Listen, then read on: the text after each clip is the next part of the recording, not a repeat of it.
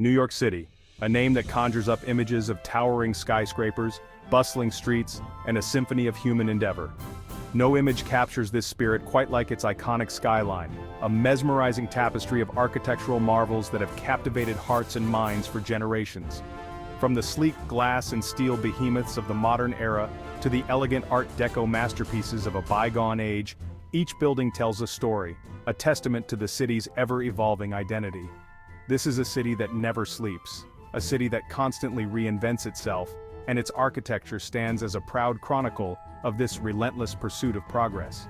As we gaze upon this concrete jungle, we are reminded of the countless dreams, ambitions, and aspirations that have shaped New York into the global metropolis it is today.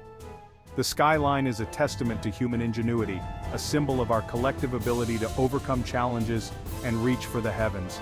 But this architectural symphony didn't emerge overnight. It is the culmination of centuries of growth, innovation, and a spirit of reinvention that has come to define the very essence of New York City. From its humble beginnings as a Dutch trading post to its current status as a global center of commerce, culture, and innovation, the city's architecture reflects the dreams and aspirations of those who have called it home. Join us now as we embark on a journey through time, tracing the architectural evolution of New York City and uncovering the stories behind its most iconic structures. Our journey begins in the early 17th century, in the heart of what was then known as New Amsterdam. The Dutch, having established a foothold on this island of Manhattan, set about creating a settlement that reflected their own architectural heritage. Picture, if you will, a quaint village of low-lying buildings, their gabled roofs and brick facades, reminiscent of the Netherlands they had left behind. These early structures, built primarily of wood and brick, were modest in scale and design. They lined narrow, winding streets, creating a sense of intimacy and community that was characteristic of Dutch settlements. Life in New Amsterdam revolved around the bustling wharves and the lively taverns, where sailors, merchants, and settlers gathered to exchange stories and goods. Among the most notable structures of this era was Fort Amsterdam, a fortified trading post that served as the heart of the settlement. Located at the southern tip of Manhattan Island, the fort provided a strategic vantage point for controlling trade and defending the colony from potential invaders. While no trace of the original fort remains today, its legacy lives on in the name of the neighborhood that now occupies its former site, Battery Park. As the colony grew, so too did its architectural ambitions. Larger, more elaborate homes began to appear, their facades adorned with decorative flourishes and their interiors reflecting the growing prosperity of the city's merchant class. Yet, even as New Amsterdam evolved, it retained a distinctly European flavor, a testament to its Dutch roots and the enduring legacy of its early settlers. The 19th century ushered in an era of unprecedented growth and transformation for New York City. The Industrial Revolution was in full swing, and with it came a surge in population and a booming economy. This period also witnessed the birth of a new architectural marvel that would forever alter the city's skyline: the skyscraper. The invention of the elevator in the mid-1800s, coupled with advances in steel frame construction, allowed architects to break free from the constraints of traditional masonry buildings and reach for unprecedented heights. The skyscraper, once a distant dream, was now a tangible reality, and New York City became the epicenter of this architectural revolution. One of the earliest and most iconic examples of this new architectural style was the Flatiron Building, completed in 1902. Designed by Daniel Burnham, this triangular-shaped masterpiece, so named for its resemblance to a clothes iron, soared 285 feet above the intersection of Fifth Avenue and Broadway. Its steel frame and terracotta facade, adorned with Beaux-Arts details, captivated the imagination of New Yorkers and visitors alike. The Flatiron Building was more than just a skyscraper. It was a symbol of the city's ambition, its unwavering belief in the power of progress. As other skyscrapers began to rise around it, the Flatiron Building stood as a proud pioneer, a testament to the transformative power of technology and the boundless possibilities of human ingenuity. The age of the skyscraper had arrived, and with it, a new era in New York City's architectural history. Section 4. Art Deco Dreams. The Roaring Twenties. A decade of economic prosperity, cultural dynamism, and a spirit of unbridled optimism.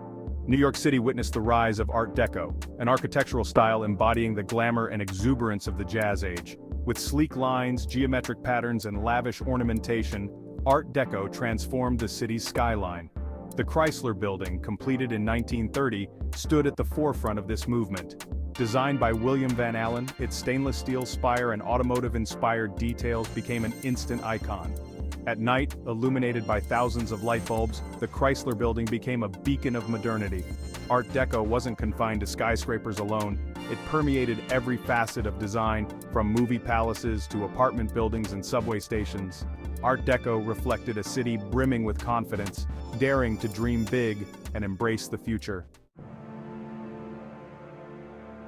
Section 5. The Empire's Ascent. As the Roaring Twenties gave way to the Great Depression, uncertainty gripped the nation. Amidst this turmoil, a symbol of hope rose in Manhattan, the Empire State Building. Completed in 1931, this skyscraper, designed by Shreve, Lamb and Harmon, became a beacon of American ingenuity.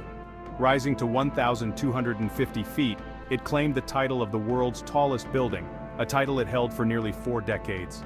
Its construction, completed in 410 days, showcased the skill and determination of thousands of workers.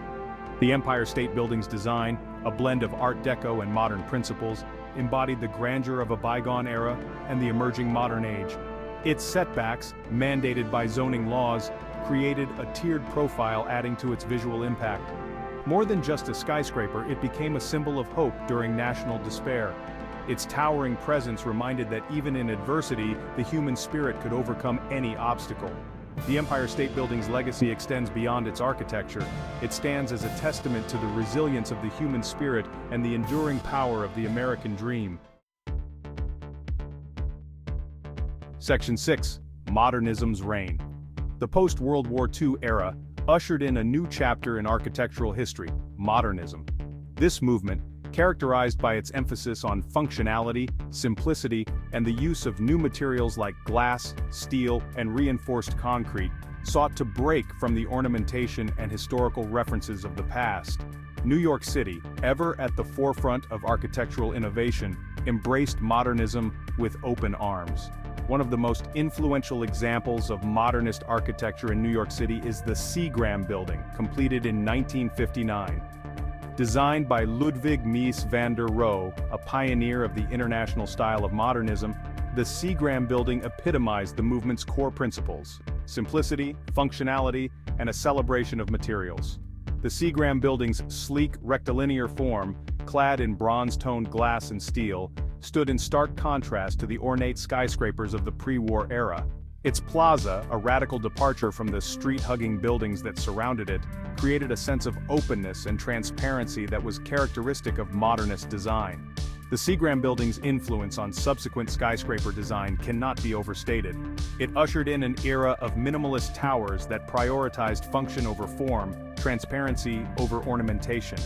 From the sleek glass and steel skyscrapers of Midtown Manhattan to the residential towers of the Upper East Side, modernism's legacy is evident throughout the city's architectural fabric. Section 7. Postmodern Expressions. By the 1970s, the austere aesthetics of modernism had begun to give way to a new architectural movement, postmodernism. This eclectic style, a reaction against the perceived sterility of modernism, embraced ornamentation, historical references, and a playful approach to design. New York City once again became a playground for architectural experimentation. One of the most recognizable examples of postmodern architecture in New York City is the AT&T Building, completed in 1984. Designed by Philip Johnson, a leading figure in the postmodernist movement, the AT&T Building, now known as 550 Madison Avenue, challenged conventional notions of skyscraper design with its whimsical Chippendale-inspired top. The AT&T Building's design was a deliberate departure from the minimalist glass boxes that had come to define the corporate landscape. Its base, clad in pink granite, featured a grand arched entrance that recalled the grandeur of classical architecture. The building's most distinctive feature, however, was its roofline, a playful interpretation of a Chippendale highboy that sparked both praise and controversy. The AT&T Building's playful design and its embrace of historical references marked a turning point in architectural discourse. It challenged the prevailing orthodoxy of modernism, paving the way for a more diverse and expressive architectural vocabulary. Postmodernism, with its emphasis on context, history, and a touch of whimsy, injected a new sense of energy and excitement into the city's skyline.